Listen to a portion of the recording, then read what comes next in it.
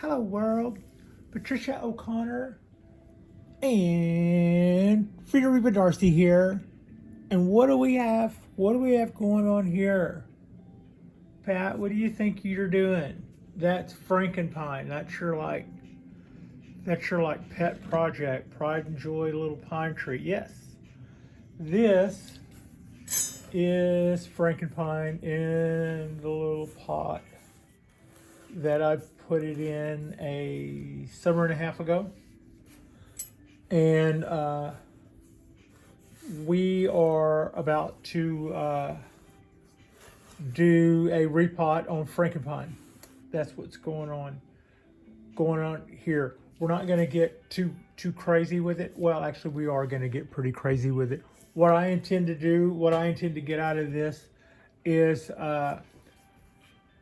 when I potted this tree up, I didn't do anything much to it. There we go. Now we're really shooting a Pat video. I didn't do too much to it for a little while.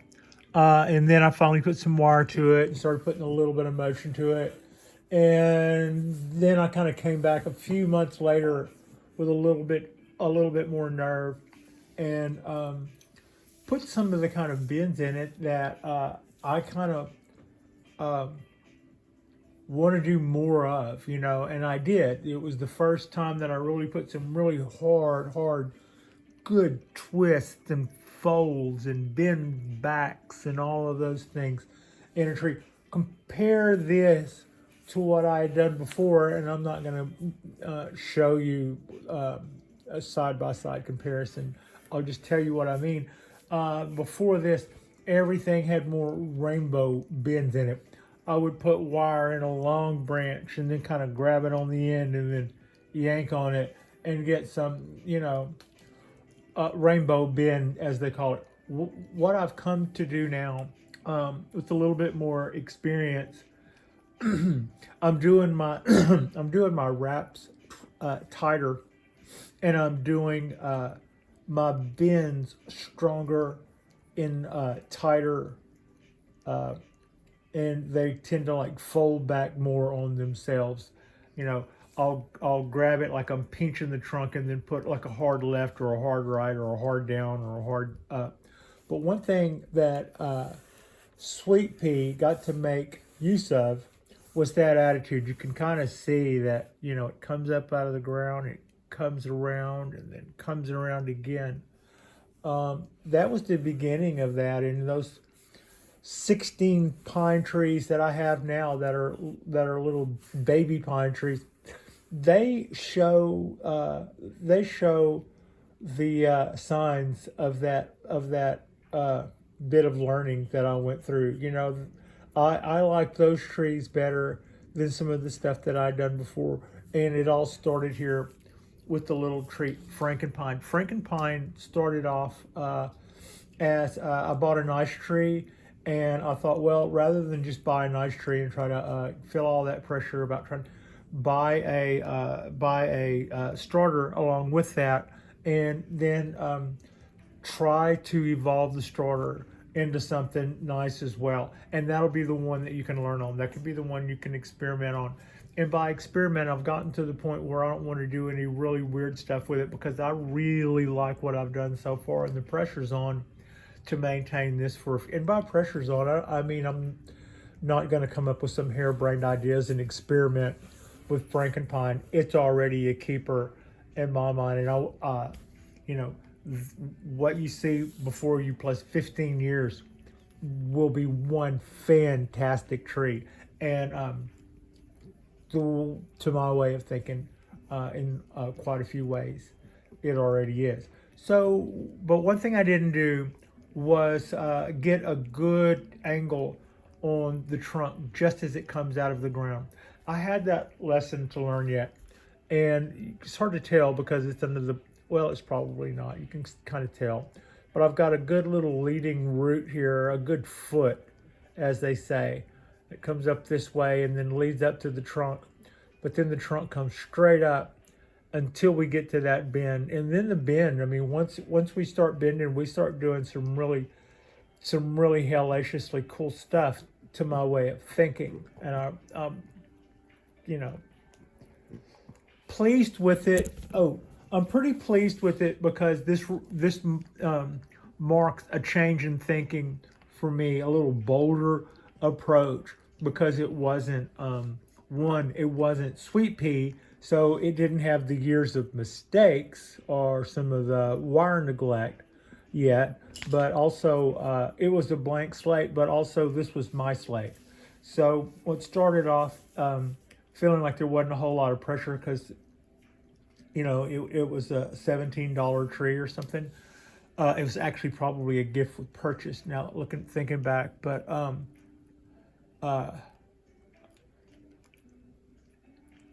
in hindsight, I fell in love with the first things that I started doing to this tree, and it's grown in its importance ever since. So why we're repotting it is I would like to see, I don't have a preconceived notion of this going in, but I would very much like to change, I'd like to change the angle of sweet pea to try to account for that lack of bend or that lack of movement I have coming out of the ground.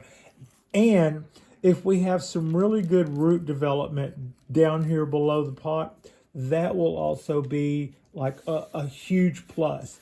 I will be able to mound that stuff up like what we've done in the last video or two with those with the other pine work, some of the other pine work that we've done. And let me see if I can keep this substrate fairly clean. So yeah, I had said that one thing we were going to be doing this year was more root work. So I would very much like to change the angle of sweet pea so that it doesn't look like it's so straight when it comes right out of the ground.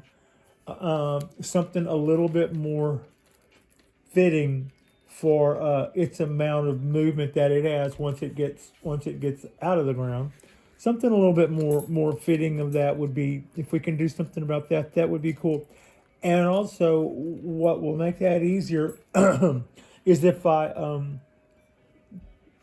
pull up the nebari some, expose some of the roots that are below the surface the way we've been doing on the last couple of trees that we've done root and pot work on, and then just kind of see how that all plays out.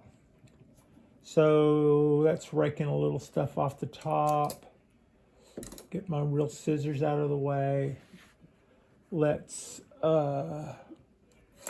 I have some wire cutters? I'll take these wire cutters and we'll clip this. If I weren't even going to do this work, this would have been a great time to lose this piece of wire anyway. This was the tree that I wired. This is the wire that I put to wire the tree down with. And I don't think the tree is going to go floating off it, from here on. But it was crossing this root, and it was time to take that off if I didn't want to do any permanent scarring. And I thought that root was pretty cool. So I also felt like that meant that it was a good time to go cleaning that up. Also, speaking of cleaning that up, while we have it right here, we can start raking some of this back. I'll let this moss get a little high up on the trunk here. That's a no. That's a no. We don't really have bark yet, but that can cause rot on the trunk. So yeah, that's a bit of a no. And I'm taking my favorite bonsai tool that I purchased from Safeway while in the checkout line, and it's weenie skewers. Weenie skewers would be probably my favorite bonsai tool. There's something therapeutic about little skewers, and working through soil. They seem to do a lot of good, and you don't feel like you can do a whole lot of, you're limited to the amount of damage you can cause. So, yeah.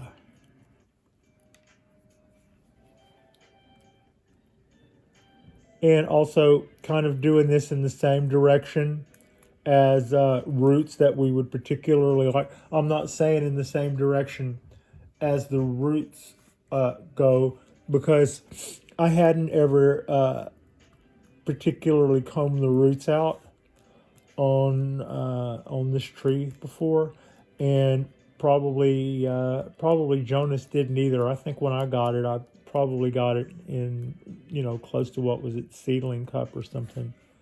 So raking across the roots like this is would be a good idea, especially had this tree had root work where all the roots were fanned out. I wouldn't be raking across them, potentially scarring them. But yeah, all bets are off because we haven't ever progressed. You see this little pile of substrate I have in here? I'm not going to let that get too far away and or get too nasty. I'll probably go back with some of this. I think we could have gotten away. I think we could have gotten away with this repot for a year or so at least. I mean, this probably could have been a 3-year repot, just looking at it. But the point to this one was kind of like the point to the other one. I want to adjust the angle of it, and this is our window. This is our little window here. So do a quick in and out, and I've just really been not taking advantage of the joys of root work. I mean, that's a whole instead of looking at it. It's a therapy unto itself, right? And probably the way, it's probably, the attitude that I should take going in. An opportunity to, there wasn't a lot of clover or weeds in here, or at least that if I reuse this. But there is some, and and there's also some moss, but I don't mind the moss.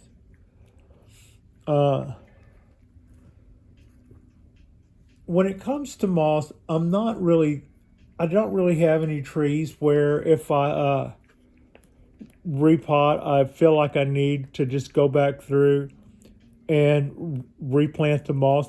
I can take it or leave it. In fact, when I first got into bonsai, I went around the neighborhood and collected moss from the base of the redwoods around here. One, I knew that it was local moss. Two, I knew that it should be able to survive the climate and the temperatures and all the other stuff, because it was, that's what you get with local stuff. So that was well and good. But when you're learning this, one of the things, you've got a lot to learn when you start doing bonsai. Whatever there is to learn, that's what you have to learn when you first start. And for sure, part of that is watering. And learning to read your trees beats trying to get a system. I mean, you might have a bunch of trees where watering your tree every day of the week is what you do. If I had a bunch of bald cypress trees, I could probably have a sprinkler that amounted to a hose on a timer and just turn it on for 15 minutes a day on every tree year round, and then wonder why other people had so much problems with watering. But life isn't like that. You have all different types of trees, and I have all different types of trees, and they have all different types of needs, and even the same types of trees, which you would think would have the same basic needs when they are in different size containers. That throws a lot of changes. So yeah.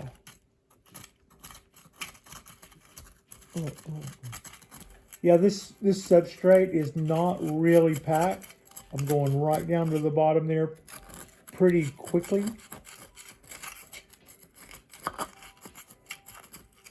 And like I said, the idea is I want to raise that tree up in the pot a little.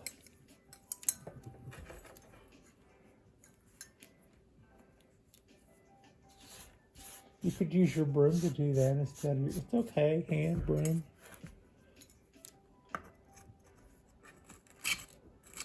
This pot I got at a nursery in their bonsai section. And like Sweet Pea's little pot, it's not a high dollar unglazed pot. It's a you know, kind of a little wobbly thing. But this little tree's home since it got taken out of its little plastic container. I believe this is the only tree that's ever been in this container too. Yeah.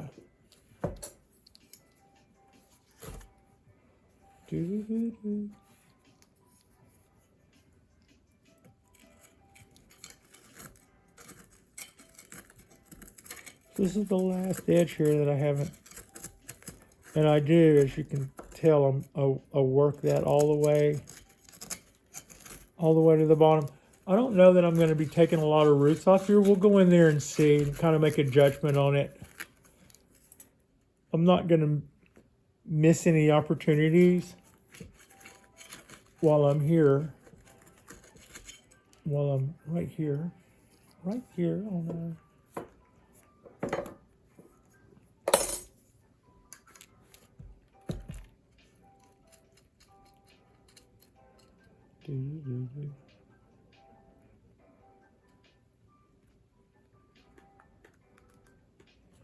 Aha.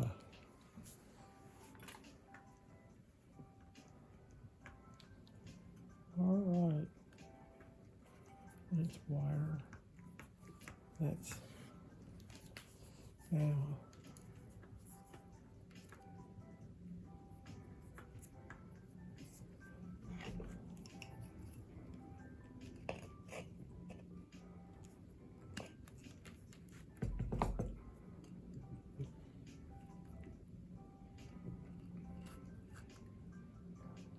Probably could have used that to help you get that out the other way, Pat. Well, that's all right.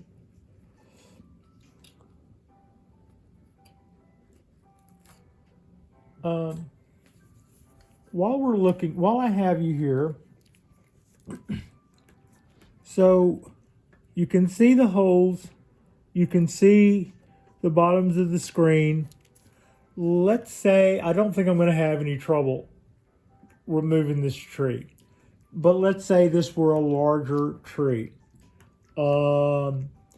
Maybe it's got some really thick plated bark on it, and maybe it feels like it's well and truly stuck to the bottom. You've cleaned away your edge here, the backside, the other backside. You know, you've kind of here it's scraping along the bottom of the pot when you go to clean that, but the tree still feels pretty solid. One thing you might think about doing, and I've even thought about trying to make some kind of little jack that would do this, is if you had a little plunger that's the same size as your holes, you can give a little push from the bottom, right here, push up. If the holes are larger and you're not worried about centipedes, you know, go like the old bowling fingers and try to push up that way. But that's just something you might think about if you're going to try to break loose something from the bottom and it's being a pain, and you don't want to grab it by some bark or something and you have that issue. If you don't have a lot of places that you feel comfortable grabbing it with, that can be something that might be helpful to you. All right, let's see what's going to come out of here. We take this guy. See, basically all I had to do with this one was just invert the pot a little and then lift the root mass. It's still wanting to stay in there though. Oh, the roots are connected to the screens and the screen